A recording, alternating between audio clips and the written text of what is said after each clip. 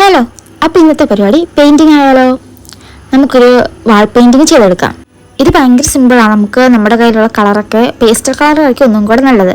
അതായത് ഇങ്ങനെ കൊടുക്കുക, എന്നിട്ട് ജസ്റ്റ് ഒരു പടം വരച്ചെടുത്താൽ.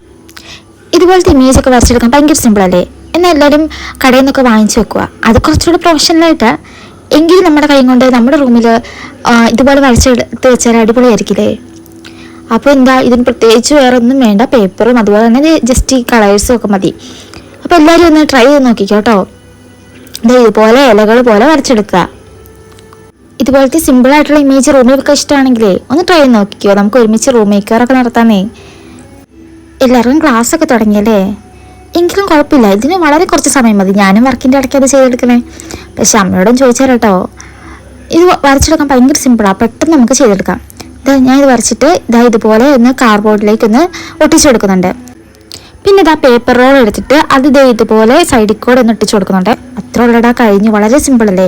ഒരു പെയിൻറ്റിങ് ചെയ്യുക, അല്ല കാർഡ്ബോർഡിലേക്ക് ഒട്ടിക്കുക, പിന്നെ ഇതുപോലെ പേപ്പർ റോൾ വെച്ചിട്ട് ഒന്ന് സ്റ്റിക്ക് ചെയ്ത് കൊടുക്കുക. എങ്ങനെയുണ്ട്? ഇഷ്ടമായോ?